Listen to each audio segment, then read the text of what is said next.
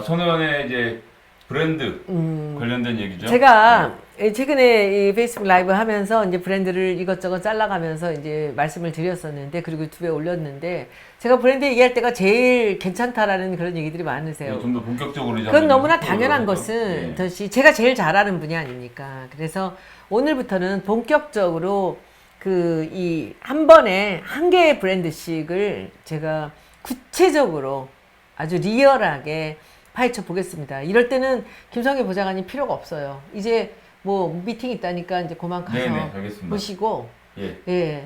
오늘은 그 첫 번째로 이제 제목만 한번 알려드릴게요. 오늘은 지방자치단체에서는 이 브랜드 작업을 어떻게 하고 있나, 그리고 자기들의 특산품들은 지금 어떻게 그 패키징이 되고 있고 브랜딩이 되고 있는가를 제 경험을 기반으로 제가 오늘은 그 얘기를 지금부터 해드리겠습니다. 이제 오늘 첫 번째는 그 통영시, 제가 몇 번 얘기를 한 적이 있었던 통영시 로고에 관련돼서 여러분들께 보여드리겠습니다. 이 통영 로고를 첫 장을 한번 보시면요.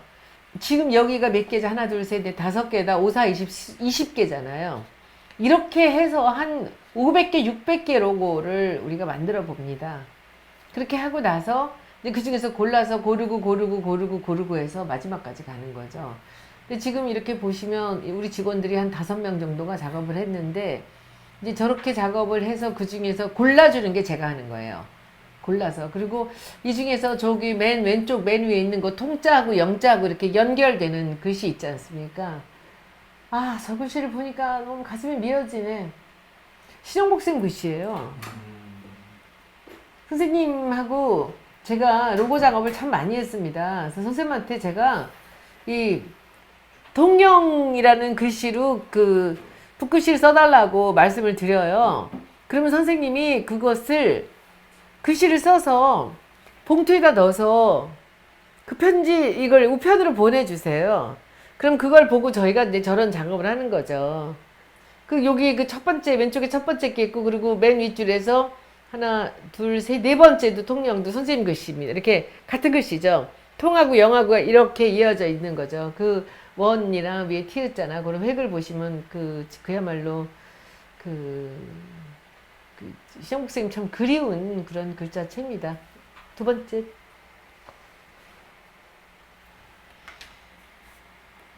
여기서 이 스케치한 거는 요것밖에 안 해줬어요? 우리 가와 씨가? 이거 네. 새로운 편. 예, 두 번째도 여기서 보시면 저기 위에 줄에서 왼쪽에서 두 번째 있는 글씨도 시영복 선생님 글씨예요. 그 글씨도 선생님이 통자하고 이렇게 영하고 이렇게 연결을 해가지고 영을 밑으로 넣어서 이제 디자인은 우리가 한 거고요. 선생님이 저런 글씨를 써주셨고요. 그리고 저 맨 위쪽에서 오른쪽 끝에 있는 글씨 있지 않습니까? 저렇게 이렇게 네모 안에 들어있는 그것도 선생님 글씨입니다. 선생님이 글씨를 여러 개를 써주셨습니다. 그래서 그리고 여기서 위에서 1, 2, 3, 4, 네 번째 줄에 왼쪽에서 하나, 둘, 세 번째 줄 있죠. 통하고 영하고를 이음자를 같이 쓴 통영 있죠.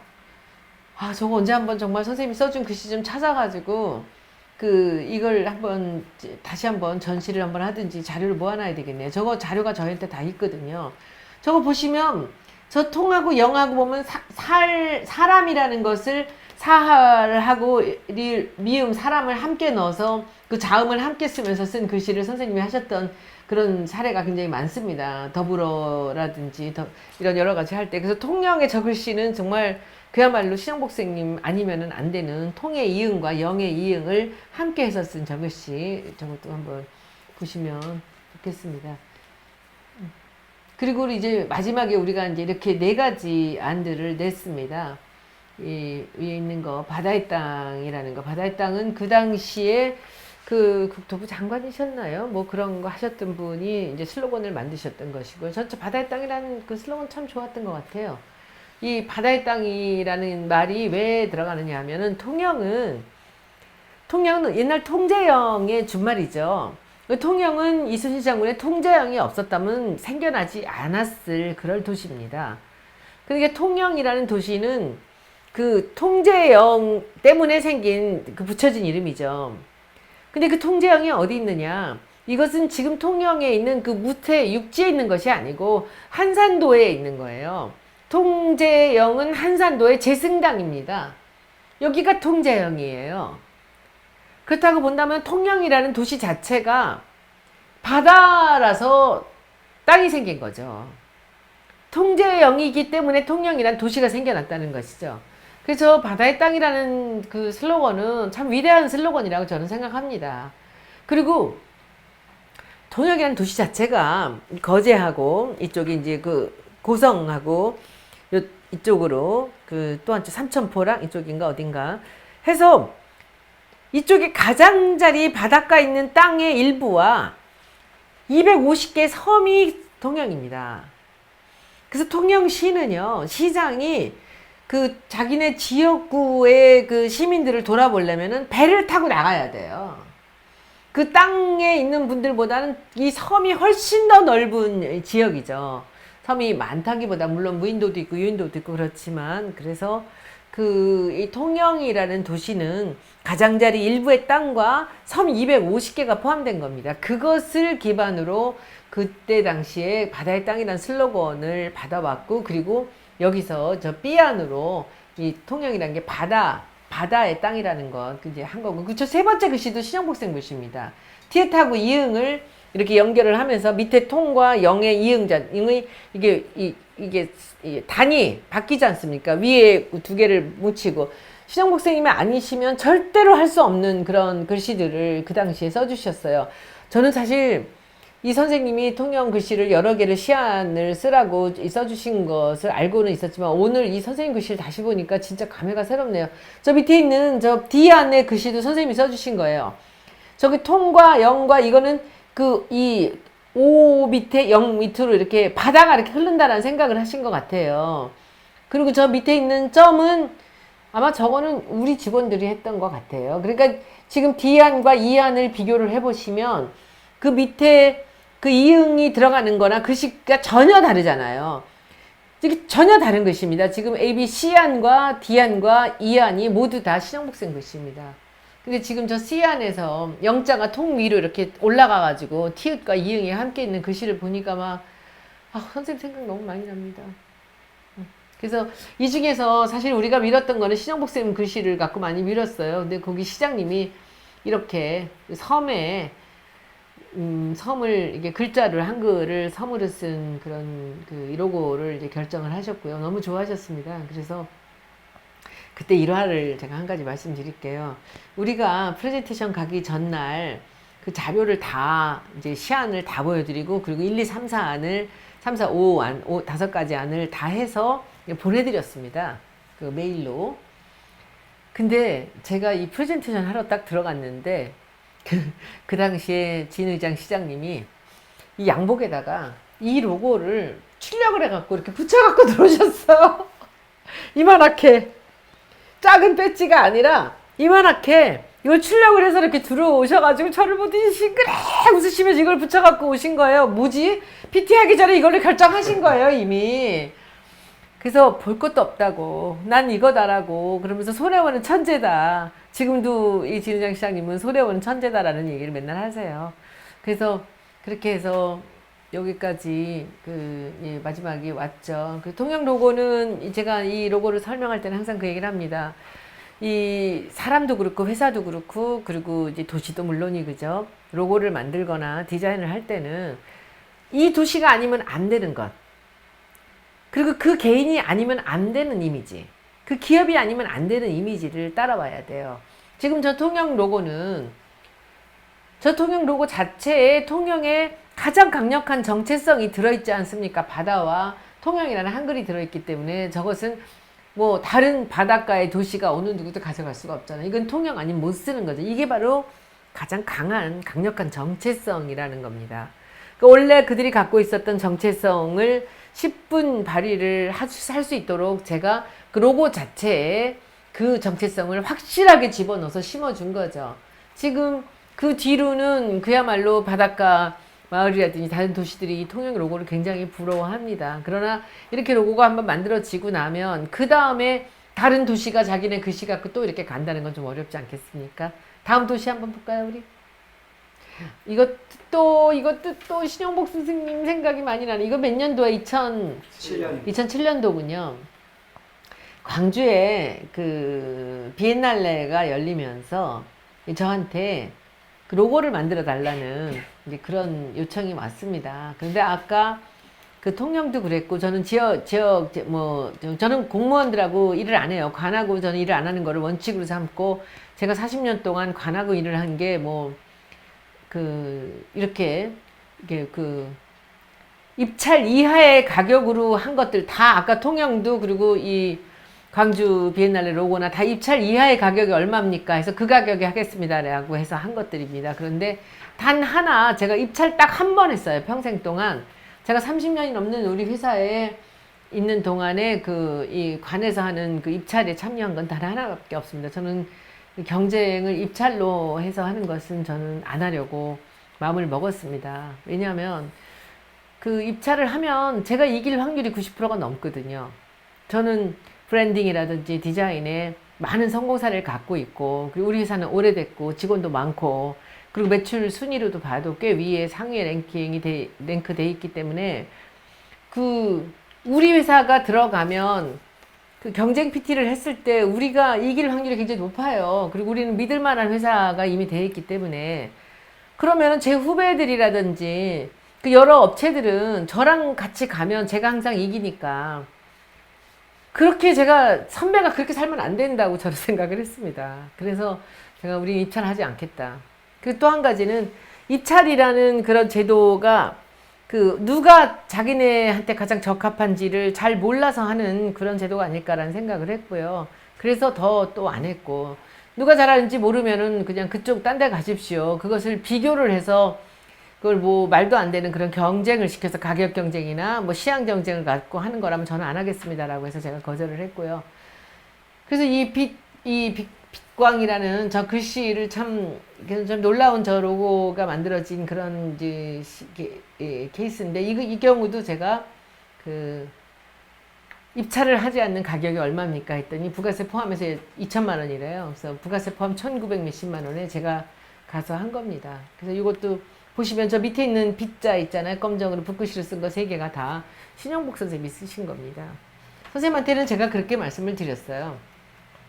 이 빛자를 이렇게 스케치를 해서 보여드리면서, 이 빛자 한글과 빛광자 한자가 두 개가 이렇게 어우러지는 식으로 선생님 써주세요. 그랬더니 선생님이 그냥 단번에 저걸 써서 또 우편으로 보내오셨어요.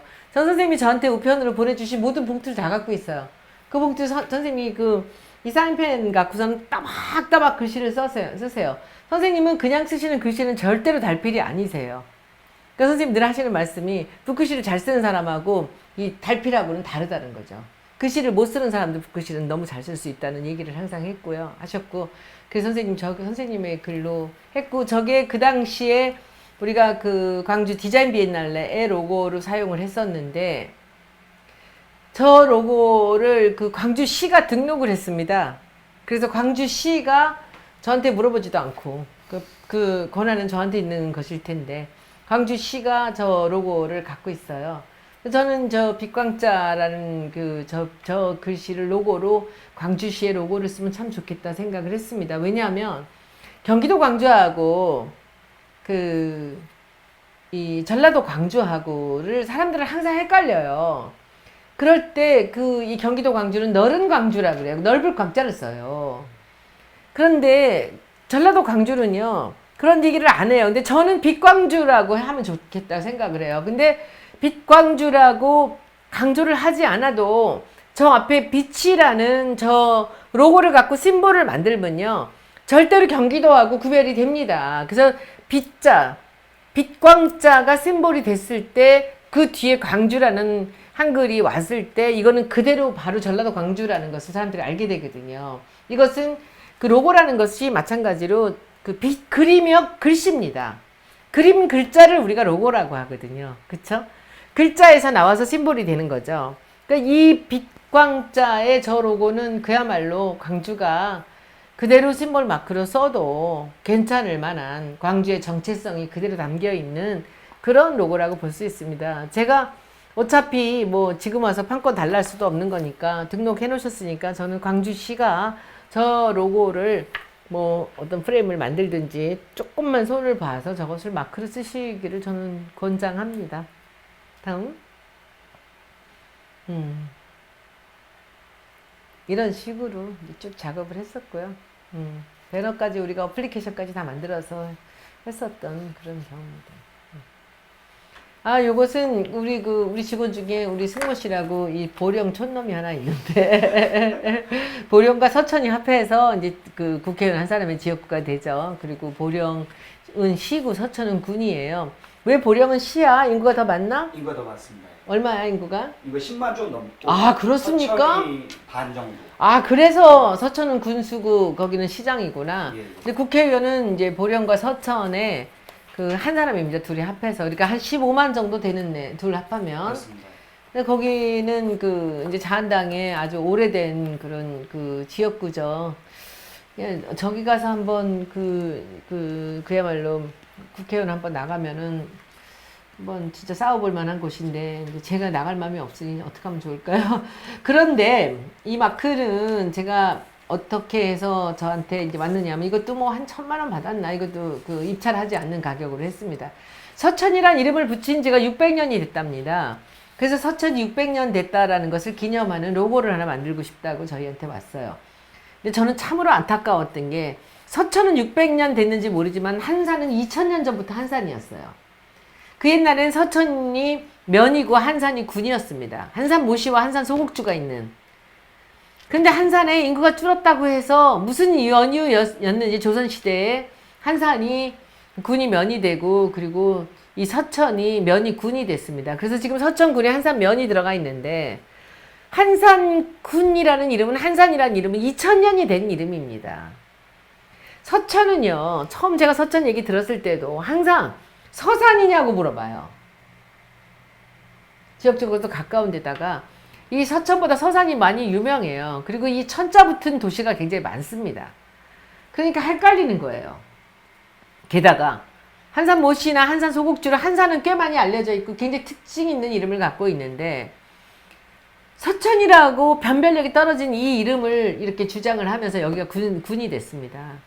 지금도 저는 그 군수님한테 맨날 말도 안 되게 제가 한산으로 이름 바꾸라는 얘기 맨날 했어요. 근데 이때는 이제 서천이 600년이 되었다라는, 이름을 붙인 지 600년이 됐다는 로고를 갖고 했습니다. 그래서 이것은 로고 만들 때 이게 이제 결정이 된 건데요.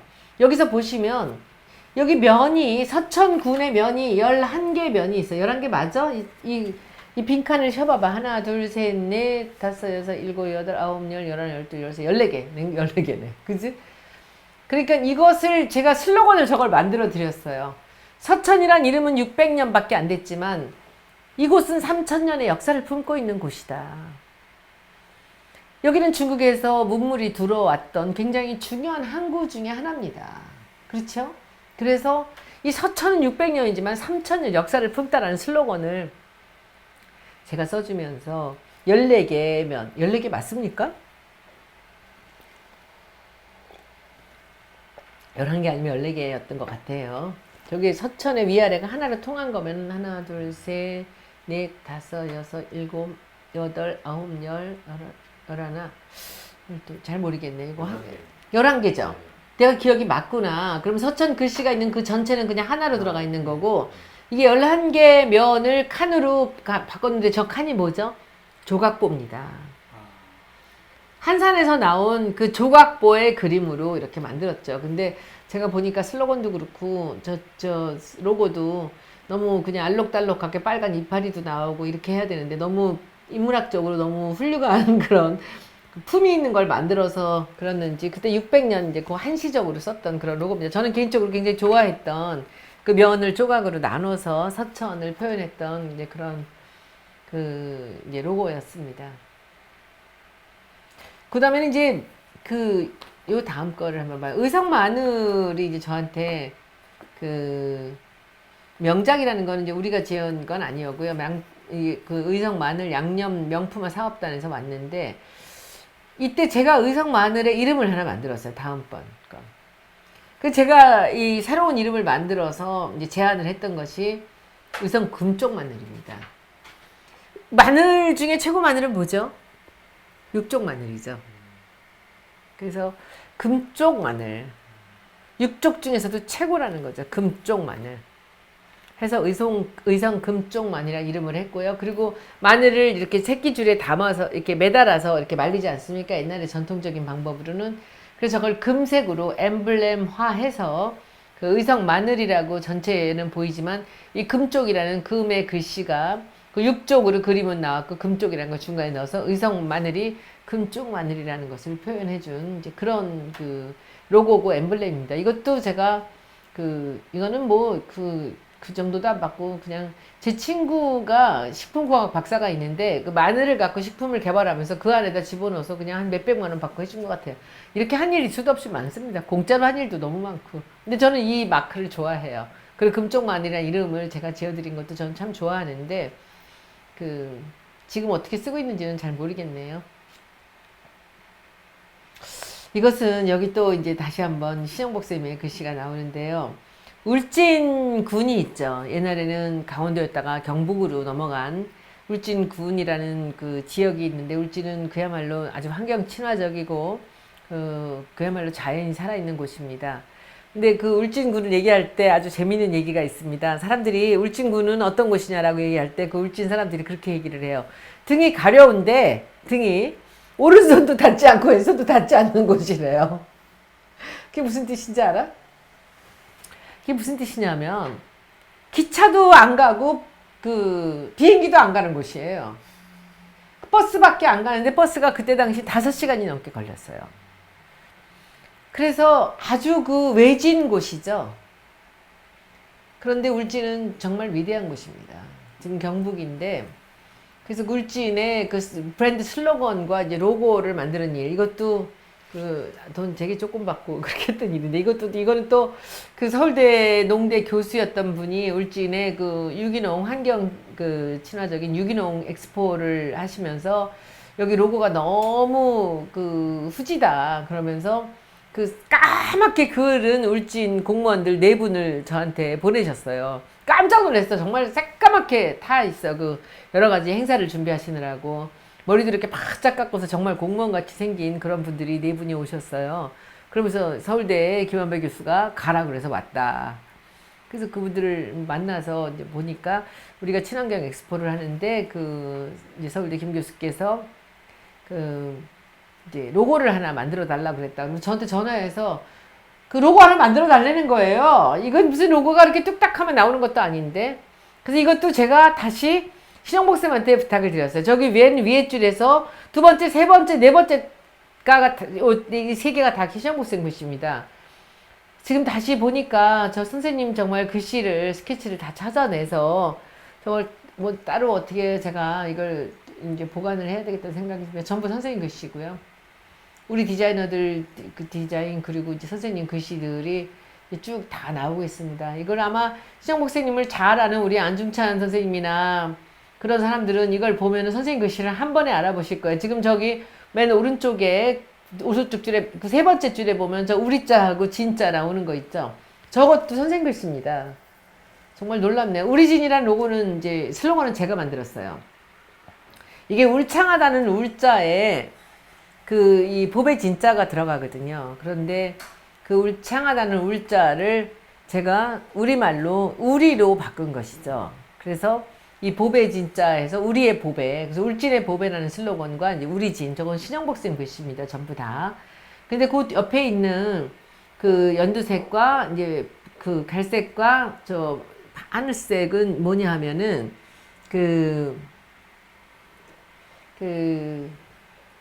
울진만이 갖고 있는 우리나라의 모든 도시들, 지역들을 통틀어서 울진만이 갖고 있는 아주 독특한 3가지 특징이 있습니다. 산림욕과 해수욕과 그리고 중간에 있는 갈색이 뭘까요? 온천욕이 가능한 곳이 바로 울진입니다. 산림욕과 해수욕과 그리고 온천욕. 근데 지금 요번에 가보니까 고창도 이게 3개가 다 되더라고요. 덕정온천 되고, 그쵸? 그래서 이렇게 해서 3가지 색으로 해서 이제 울진의 보배라는 슬로건으로 이 우리진이라는 그 울진을 우리진으로 표현을 했고 진자를 보배 진자를 썼죠. 그렇게 썼는데 이것이 모든 농산품에 다 이 상표가 들어갔었습니다. 지금 이거 이제 저희가 만들어 드린 그런 이제 것들인데 이제 지금 어떻게 쓰고 계신지 모르겠습니다. 그래서 오늘은 이렇게 지역의 그 브랜드를 만드는 일들의 사례를 저희가 작업을 했던 것을 기준으로 좀 보여드렸습니다. 항상 아까 말씀드렸지만 언제나 그 정체성이라는 것은 자기가 갖고 있는 그 자기 속에서 나와야지. 거기서부터 그 본질에서 출발을 해야만 그 정체성이 강하게 살아나고 그리고 오래 갑니다. 그런 면에서 이 브랜드를 만들 때 항상 남들이 만들고 있는 그 브랜드의 무슨 이렇게 유행 같은 것을 따라가면은 금방 사그러지고 맙니다. 그리고 유명한 것이 하나가 사그러지면 같이 사그러지고 만나는 것이죠. 그래서 그런 경우들을 늘 보면서 이 브랜드라는 것이 그야말로 자기의 뿌리에서 나와서 그리고 자기 정체성의 본질에서부터 출발을 했을 때 이것이 오래 갈 수 있는 자기만의 그 브랜드가 된다는 것을 이번에 이런 우리진이라든지 그리고 서천이라든지 그 통영이라든지 이런 그리고 아까 의성마늘에서 그 의성마늘 유명하지만 거기다 금쪽이라는 말을 하나 더 붙여서 그 가치를 더 극대화시킨다라는 이런 것들을 오늘의 사례에서 보시는 게 좋겠습니다. 오늘 여러분들 댓글로 다음번에 이제 화요일 날은 저희가 뭘 준비하고 있는지 지금 여러 가지 얘기들이 있는데 좀 보겠습니다. 여러분들 뭐 그 궁금하신 거 있으시면 엔젤리너스 한번 해볼까요? 스타벅스가 올 때 대응을 해서 어떤 식으로 우리가 엔젤리너스를 했는지 한번 볼까요? 엔젤리너스도 제가 만든 브랜드죠. 그래서 그것도 제가 그 비하인드 스토리를 넣어서 이제 목요일 날 방송에는 그 브랜드 케이스 스타디로 엔젤리너스 해보겠습니다. 여러분들 다 아시겠지만 제가 책을 브랜드와 디자인의 힘이라는 책을 낸 것은 2006년입니다.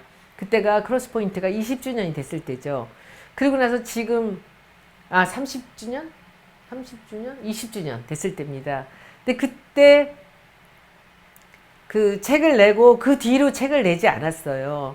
근데 지금 13년이 지났는데 그 사이에 정말 주옥 같은 브랜드들을 우리가 또 한 게 많이 있습니다. 근데 그것을 정리를 해서 그 책을 내기로 계약까지 해놓고 계약금까지 받고 그리고 아직까지 제가 그 책을 못 내고 있는데 제가 그 책을 준비를 하고 있습니다. 제가 임기 중에 할지 아니면 임기가 끝나고 할지는 모르겠는데 이 일이 뭐 저한테는 그렇게 어려운 일이 아니거든요. 왜냐하면 제가 처음부터 끝까지 참여를 했고 제가 직접 한 일들이 거의기 때문에 그냥 아무 원고 없이 저는 써내려가면 되거든요. 브랜드와 디자인의 힘이라는 책이 그랬듯이.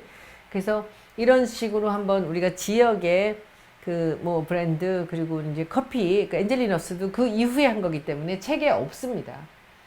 그래서 제가 강의에서 가끔 그 엔젤리너스 얘기를 하긴 하지만 그 이야기가 이렇게 적나라하게 그 케이스 스타디가 보여진 적이 별로 없어요.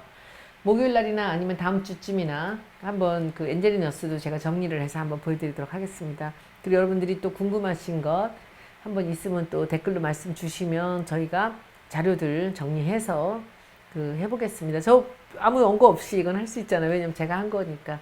그리고 참이슬과 처음처럼도 지금 다시 또 듣고 싶으시면 그것도 한번 하겠습니다. 여러분들 좋은 저녁 되시고요. 그리고 목요일 날 또 뵙겠습니다. 고맙습니다.